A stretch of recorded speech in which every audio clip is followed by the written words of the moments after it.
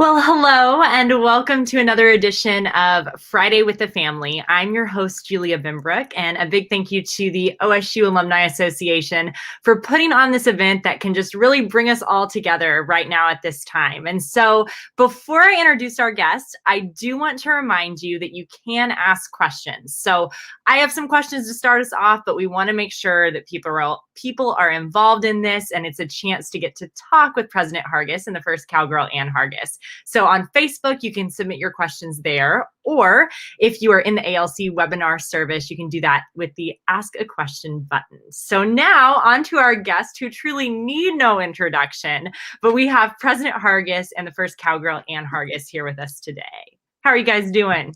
We're great. We're enjoying a Friday afternoon. Nice Friday afternoon. It's cleared up, although we got that Oklahoma wind to count on. And we are in our home in Oklahoma City.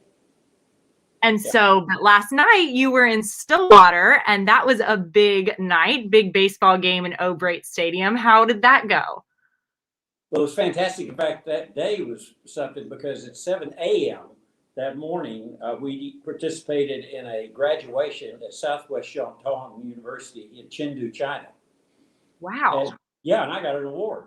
I couldn't see what it was, but we've had a long relationship with Southwest and fire protection, and that was who were the first graduating class that we've done with Southwest, and we have 52 students coming next year. But anyway, back to last night. And yesterday at noon, I went to a luncheon announcing the new inductees into the Oklahoma Hall of Fame. So that was pretty exciting. So we had an exciting day before we even got to the rainy O'Brate Stadium. This was the long delayed opening of the O'Brate Stadium, 14 months delayed. And of course, President Bush was there, George Bush was there. And I think Cecil and Francis brought down, they had a 737 come down with friends and family. As it was beginning, I walked through the tent that they had established, and I looked at Chad Weiberger and I said, I don't know anybody. I said, baseball is a whole different crowd. I don't know anybody. He said, well, they're all from Garden City, Kansas. The whole tent was full of people from Garden City. Yeah, it was really, but Bush came, and then we went into the locker room, and he spoke to the team and talked about, it really was very moving because he talked about, I think the last time he threw out a first pitch was 1 month after 9/11 in Yankee Stadium. And he was visibly emotional about it. I mean, it was, but anyway, then as the team was filing out, each of them had a baseball, and he signed everybody's baseball. Very personable. And I was leaning up against this alcove, which is the pass through for the equipment guy. And he was there, and he's bald headed and has a kind of pretty good beard. And he kind of tapped my shoulder and said, President Hargis, would you ask him if he signed a baseball for me? So I did, and Bush turned around and looked at him. He said, do you polish that head? He's bald. Really? So anyway, but he came out with Cecil. They threw out the first pitch, had a big crowd, and lots of fireworks. And the Cowboys pulled it out at the very last. I mean, it looked ugly there for the first 3 or 4 innings. Big flyover. We had a flyover. 3 or 4 different sets of planes coming over. So if anybody that hadn't been to O'Brate Stadium needs to get there as soon as they can. It's just fantastic. There's the locker room. Yeah, there's a picture of it. Awesome. With the team. Yeah. But with the original date, I went to Garden City and kind of watched Cecil warming up for his part of the first pitch. Obviously it got postponed, but how did his throw go? He did well. He did well. You know, I threw out the first pitch on three. Really? It was. My father's words were just haunting in my ear. That Burns, don't voluntarily put yourself in a position to look like a fool. and because I went over earlier and I played catch with Josh Holiday, and I was doing a Fauci into the ground and going everywhere. Then Ann practiced with me, and she threw it a lot better than I did. You didn't swap at the end. You went ahead and still threw it. I wanted to. Well, there's been great, and he was very. We sat a lot of time with him, and he got to talking about his painting, and I mean, he's really serious about it. And And he never painted before, until after the presidency. And then he's got a book coming out about 42 refugees, immigrants, yeah. So he was just very personable. I mean, I think, you know, when he was president, and less so when he's governor, but when he was president, he get a pretty uptight situation for anybody. But now he's just as loose and fancy free and just full of jokes. Very, very, yeah. Well, that is one of the many big events in you all's time at OSU. So this is going to be like picking your favorite child, but do you have some favorite memories you can kind of take us back through, things that have happened during your presidency? Oh, we have a jillion memories. Yeah, stars. I mean, it's just like Kids and Andy stories is so much. Yeah, no, Chase has got a bunch of pictures that might remind us of some of them. But we'll have to post. Yeah, there we go. Yeah, there's at Tartan Plaid, and there we are with Boone. I can't remember. I guess that was something to do with the stadium. We were up there. I meet with the press. I'm not sure what. I think you're in the and Yep. I did push-ups, which was the result of a competition between faculty, staff, and students. And the deal was, whichever the two teams won was going to do the push-ups at a football game. There's some of our Chinese students that. Yeah, the union, isn't that? They do 2+2 programs. They do two. Did you just graduate them yesterday? Yeah. Oh, and the bikes, the orange bikes, renting bikes. Yes. Yeah. So much fun. Part of Ann's wellness efforts. And there's of course, Clementine. And the thing about Clementine is she's going to remain on the OSU campus in Stillwater. And we are giving her to the school, but we want the new president and first Cowboy to have that and make it their own. So she won't look like Clementine, I don't think. I don't want to force them, but I think they'll do their own thing, and they'll just kind of man him up, I think. But we do have visitation, right? I hope so.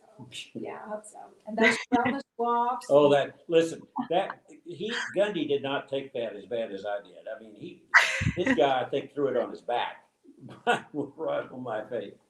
And of course, numerous homecoming parades. Oh yeah, 13 of them. That particular, there's a little scrub. He's right in the middle of us. I think that was the first time he rode in the parade. And of course, all kinds of fun things that we would do with your pet therapy. The pet therapy road. Yeah, that's the little backpack I have right there. It's for the dog, not me. Of course, everything. That's the new student orientation deal, isn't it? Before graduation. Yeah, convocation. No. Oh, and speaking to a class, that's freshman orientation. Yeah. These do take us back for some great memories. And so let that owl. Owl or a hawk? No, it was an owl. An owl, a wise old owl. That had been rehabilitated by our vet school. Yeah, set him free. These are a lot of the Black alumni all-stars, the Hall of Fame, which we've really worked bringing these people back, and that's really part of the special. same evening. Yeah, that's so fun. Fun to see all these. I mean, the memories are just incredible. You know, just seeing the kids playing out on the library lawn is great fun. I mean, and if you ever get down, just go out when classes are changing, and it's just great. That's when we've got American Airlines to Stillwater. So everybody keep that in mind. That's Senator Inhofe and Frank Lucas behind him. Had a lot to do with all that.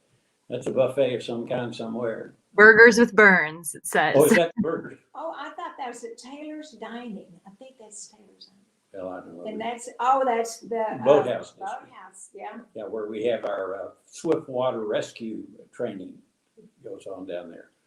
And of course, lighting the lights at Christmas time in that orange Santa Claus suit. They did that as special for OSU. And boy, we missed that this past Christmas so We sure much. did. I don't know what that We is. can't remember what that is.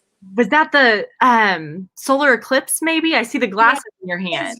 The solar eclipse, yeah. That's when we're breaking ground on the new music school, the Greenwood Music School, and it's up and functioning, and it's fabulous. Dedicated a couple weeks ago. Yeah. Hopefully, just greeting some students there in the. Yeah,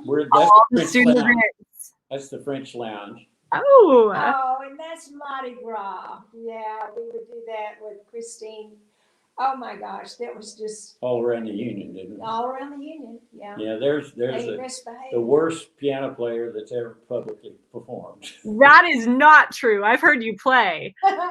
One who has more fun. The 10-year celebration. Yeah, we've been there. That was 3 years ago.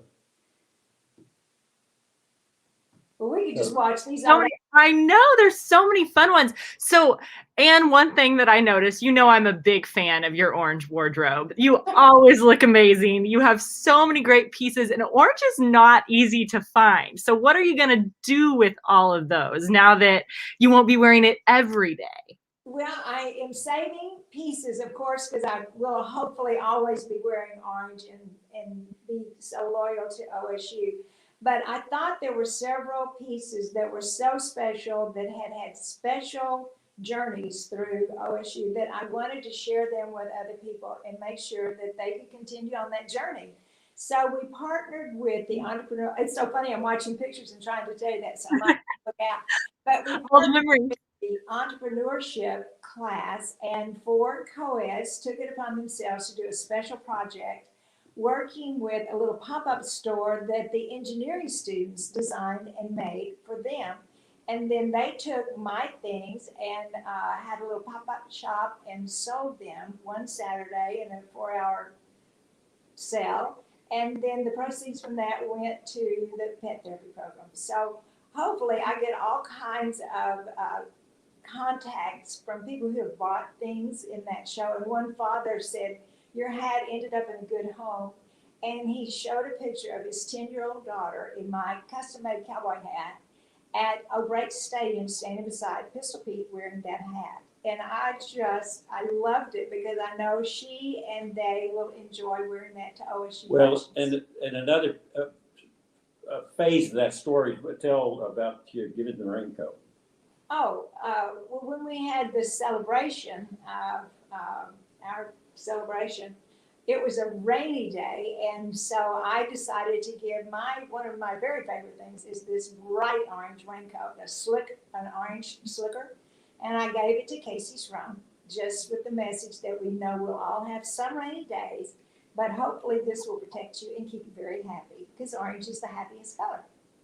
I love that. That is so cool that in all different ways, even with the next president, your outfits and memories will kind of go on to the next group. That's really special. You know, some of the Fun for memories, me. yeah, well, it's fun for everybody. Love it. But you tend to remember things that are closer to you. At least I do at my age. Yeah. And that brings up a memory we'll never forget, and that's the opening of the McKnight Center on October 11th, 2019, with the New York Philharmonic and Ann's Dress. I don't know if Chase has got it there, with the score to Alma Mater going all around everywhere. It was great, just fantastic. That was an amazing. It had like the sparkled notes of the alma mater. Is that correct? Orange rhinestones, and there again, that was a dress that had been hanging in my closet, perfectly plain, and I had an OSU mom.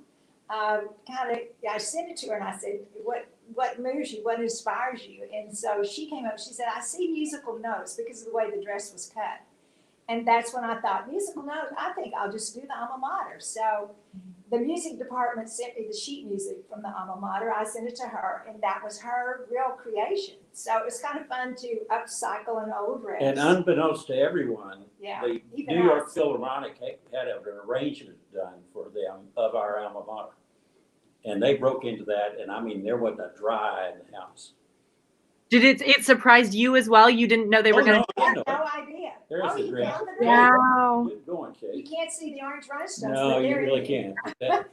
That's with Ross and Billy McKnight. That's right. What a good group that all 4 of you and all the things you all have done for OSU. That's an awesome memory. What a memory. Yeah. Well, we've been working on that Performing Arts Center till almost the day we got there.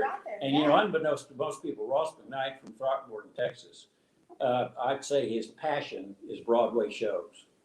How fun. His dad used to take him to New York, and he saw My Fair Lady. But Many. But he So- also sits on the board of the New York New York Philharmonic now. yeah, they learned a new accent. Wow. If you've ever heard Ross speak, you'll know that It's not New York. It's not New York. Well, President Hargis, take me back to when you started this job. Do you remember kind of your motivation in that moment for taking on such a big role that comes with a lot of fun things, but a lot of stress too? Yeah, I had been, I was on the Board of Regents. I started, I think in 2001 or 2002. And when Dave Smidley announced he was retiring, Doug Burns, who was a fellow regent, was sitting next to me, and he said, "That you ought to go for that job." And I said, "Doug, you're crazy. I mean, they'll never accept me." And it kind of went from there, and then a couple of news reporters picked it up, and so I got a couple of little editorials, and the more, because I just didn't think I was qualified. I just was not an academic, and but as I got closer to it, and then finally did get, it was a challenge, and it was an opportunity to serve my alma mater, and that was very special. But after I'd been there for a while, I realized that let the provost take care of the academics. I've got to take care of making the railroad run on time, fundraising as much as I could, and navigating the politics, both external and internal. And those are the keys. So I kind of came full circle that maybe all of the stuff I had experienced over the years was very applicable to a president's job in today's world. And then, Anne, what has surprised you about this time? Was there anything you didn't expect that came with the role of first Cowgirl? Probably everything I didn't expect. I don't think, Anne, I had no expectations. well, but I don't think you expected to love it like you've loved it. I guess not. Yeah. Yeah, that was, I mean, I did hope to be able to communicate with students. I did know that was part of what I wanted to do, but I didn't know how it was going to happen, and I didn't force it. That's what was so special about it. It just was. The thing that surprised me was I expected to have a lot of resistance and pushback from the faculty, and I really have had a very good relationship with the faculty. I hope they have with me. We've had a couple of bumps along the way, but for the most part, Robert Henry, former Attorney General here, sent me a book when I first got here. By a University of Texas president called A Primer for New Presidents. And in the book it says, early in your tenure, the chair of the faculty council or faculty senate will come to see you, and there you'll be told that faculty morale is at an all-time low.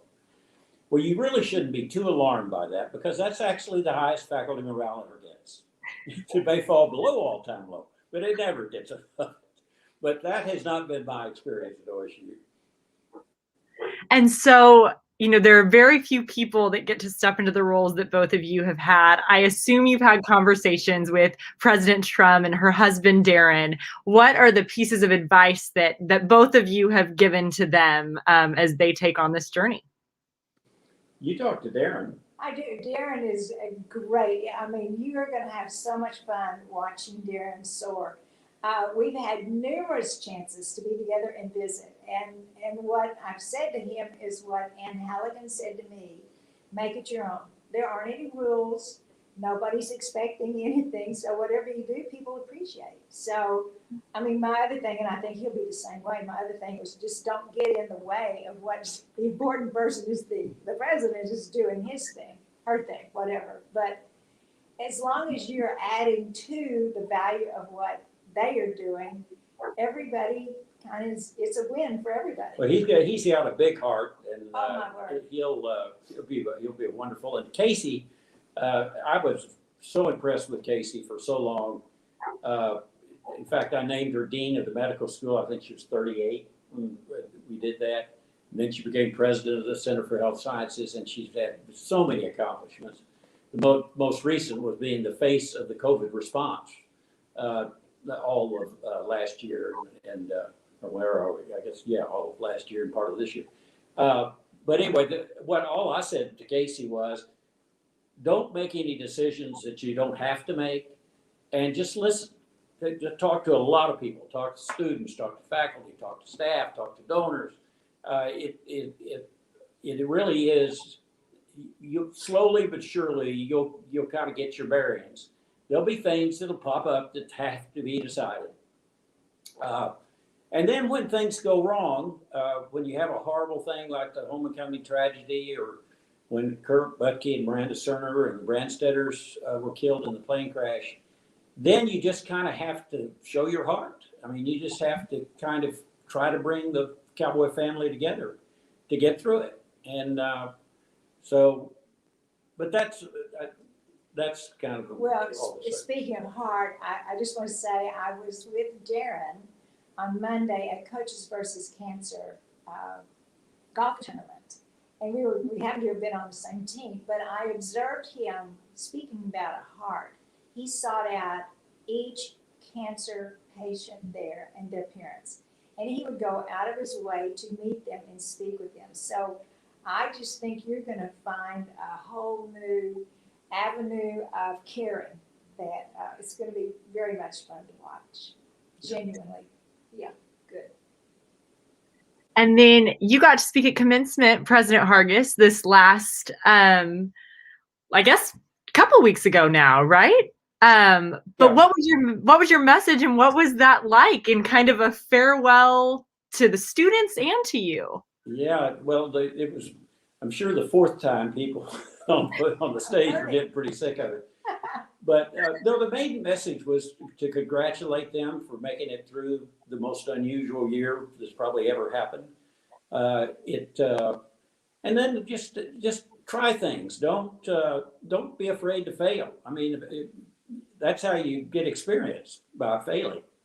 And it really just try things. And like being a university president when you've never been a university professor, or any other crazy stunts I pulled, like running for governor. And it's a big life, and you need to embrace it for all it's worth. And don't let other people tell you what you need to be doing. You figure it out.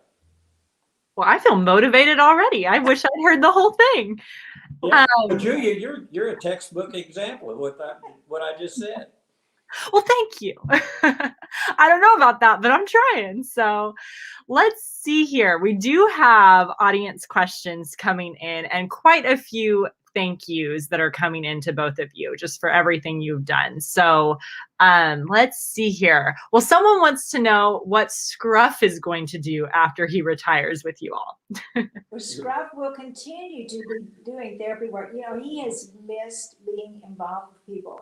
As I drive down the street, when he sees someone, he will cry to get to them. So, and I would say now that we're sort of coming out of this, when people come to our door, to our home, it is like they're there to see him. I mean, he is so excited to see people that he will still be involved in therapy. And we hope, you know, the Pet Therapy Center is evolving, and I guess I can announce it. And announce. No, I can't announce. But we are finding a location, working on the location and furnishing it. I don't think we can say that yet. It's not mine to say, but good things are happening with the program. I'll say it. No. Okay.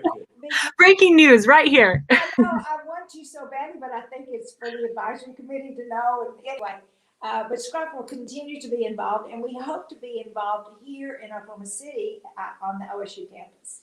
Okay, we'll stay tuned for that news. Baker Hughes gave us this incredible building that's right there on the what is it? The Centennial Expressway. I mean, it's 5 stories. It's just fabulous, and we're going to do a lot of aerospace work in there. When they said they were going to donate it, I just could not believe it. It was just such a generous gift. Smash it. So I'll have an office over there, and I'm going to continue to work as I'll hold an endowed chair for our Leadership Institute. It's $1 a year job and kind of part-time, but I'm looking forward to doing that. That's awesome. And so kind of explain that a little bit further for people. Well, we've had this leadership, Center for Ethical Leadership, but they really haven't had much of a budget.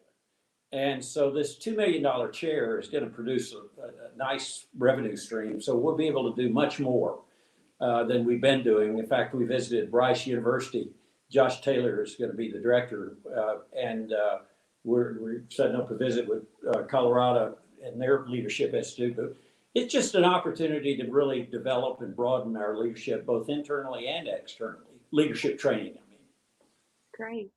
And so someone sent this one in. You've traveled to see a lot of alumni and students in 13 years. Where was your favorite place to visit?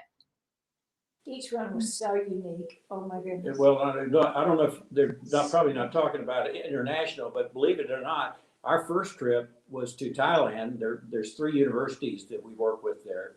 And we had what was it, 60 some odd alums in Bangkok. Yeah. And then in Kuala Lumpur, we had 162 alums at an alumni event. In that period of time, technology had improved so much that they had WhatsApp and they were connected with each other all over the country. So wherever we went, people recognized us because of that. They had this communication going on.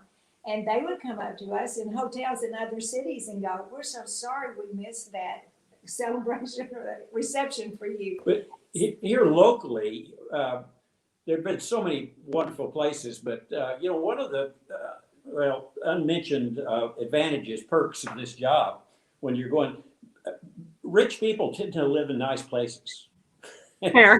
So it's not like it was a burden to go to Naples, Florida, or to Palm Springs, or wherever that we enjoyed so much.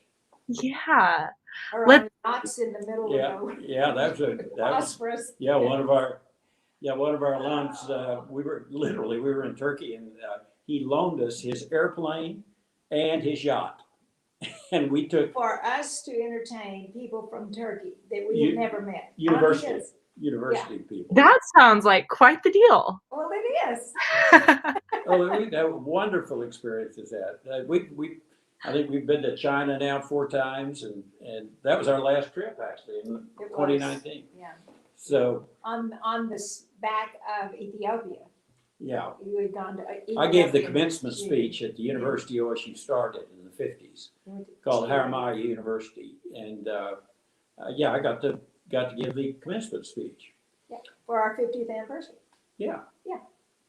So fun. And I don't know if you guys are seeing on there, but lots of thank yous are coming into you, but they're scrolling across the screen. And but by the way, Casey and Darren have 3 children from Ethiopia that they've adopted. That's right. And they're 9 and 10 years old or so. Uh-huh. And just past academic year, they had 5 kids at OSU, and 2 of them graduated 2 weeks ago. Well, that's fun. Keeping it in the family. Lots of OSU pride for sure. Yeah.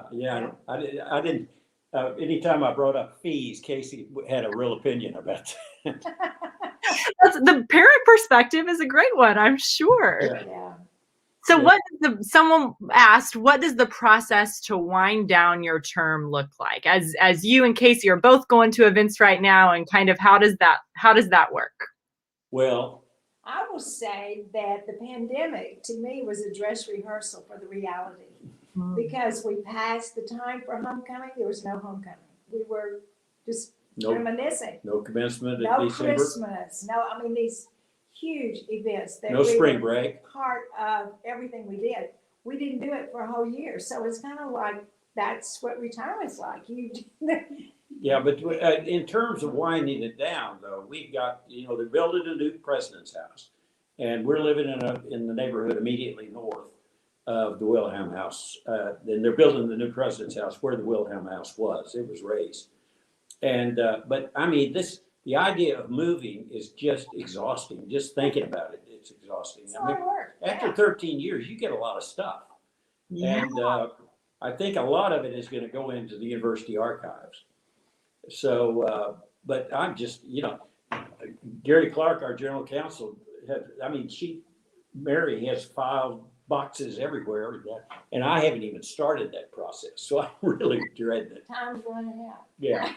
You gotta get going.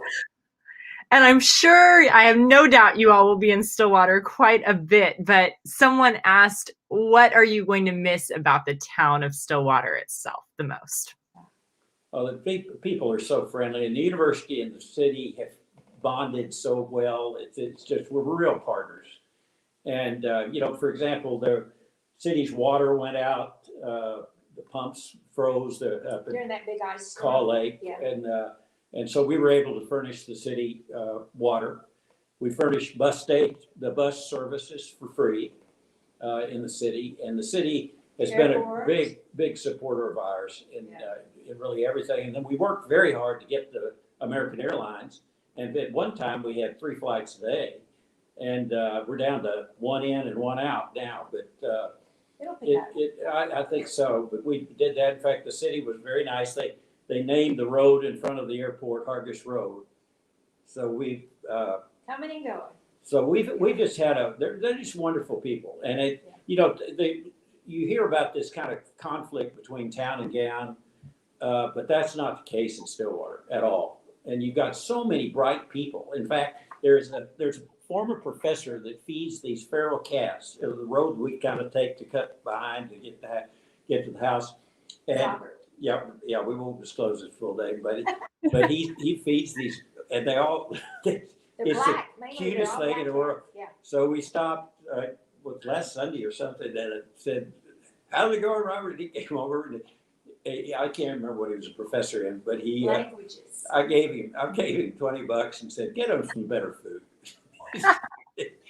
So it's just characters like that. It really. It's a lovely town. It really is. It is. If you're in need, that's a good place to be. Absolutely. And so the big celebration you all got to have, we mentioned it a little bit earlier with the rain jacket and everything, but tell me what that meant to you to get everybody back together, especially after this year where everybody's been apart, and to kind of reminisce. It was surreal. Very meaningful. It was. And a couple drove up from Dallas. I hear afterwards people who were there, because we couldn't see everybody. The lighting was such that it was like shadows.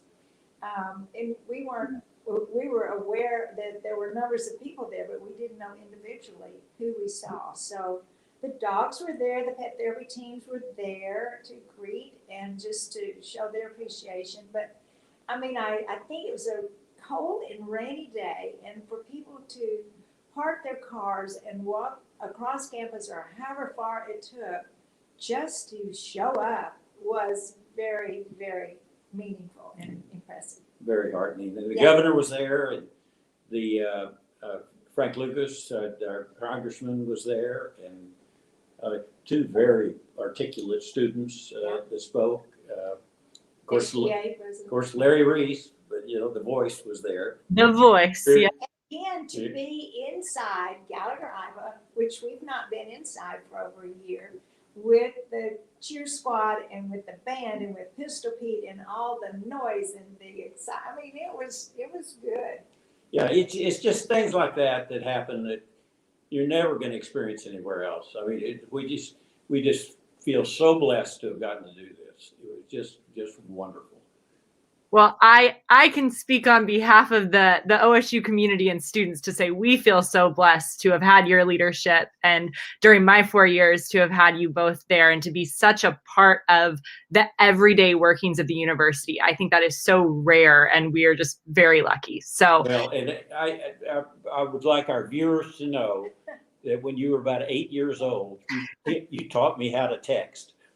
I did, and it's still my proudest accomplishment. So, well, as we go today, one last question, but I'll give it to both of you here. What do you hope your lasting impact is on the Cowboy family and the OSU community? And I want to make it clear, we know your lasting impact is not done. You all are still very much making a difference there on campus. Well, I think we've shown, all of us have shown what can happen when the Cowboy family comes together. And I feel like the Cowboy family feels differently about their alma mater than and the students as well, of course. I think they just feel that they can accomplish things that maybe before they doubted.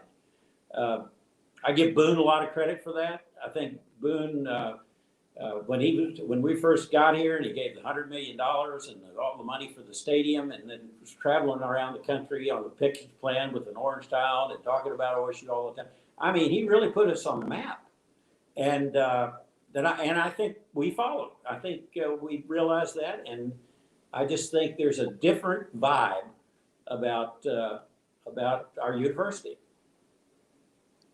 Anything you want to add to that, Ann? Well, no, it's just the excitement and the pride and it's the character of the Cowboy family to enjoy the goodness but not flaunt it. And I think that we are at a stage in the history of OSU that we feel good about ourselves. And I think that's important. Yeah, I always say that at OSU, we don't think we're better than anybody, but we know we're just as good. I like that. That is a perfect thought to end on. So we do have a few announcements for everyone before we circle back and say goodbye. But our next Friday with the family will be June 11th, and that is with OSU cheer coach Lindsay Bracken with her award-winning cheerleaders. We're going to talk about that program, which is truly one of the best. You can register for that event now on orangeconnection.org/webinars. That's where you can also view our previous broadcast along with many other educational videos. Athletic events coming up. Cowgirl Golf is competing for a national championship starting today. You can watch that on Golf TV. Number 5 seed Cowgirl softball run-ruled Campbell 10-0 earlier today in the first game of the NCAA softball being hosted right at OSU, yes. And they will play the winner of Mississippi State, Boston University in that game tomorrow. And then fresh off the long-awaited dedication of O'Brate Stadium with President George W. Bush, which we were talking about earlier, Cowboy Baseball will play game 2 of its series with New Orleans tonight. So now's a great time to log on to your new profile at orangeconnection.org. That information is on the screen to claim your life membership credit and secure your member benefits for life. Membership also helps the Alumni Association connect Cowboys virtually through programming, just like Fridays with the Family. So once again, thank you to the Hargises so much for joining us today and for talking with us, just a glimpse at all of the things that you guys have done. And we'll send it off to everyone with a good old Go Pokes. So thank you guys for watching. As always, stay healthy and tune in next time. Go Pokes. Perfect.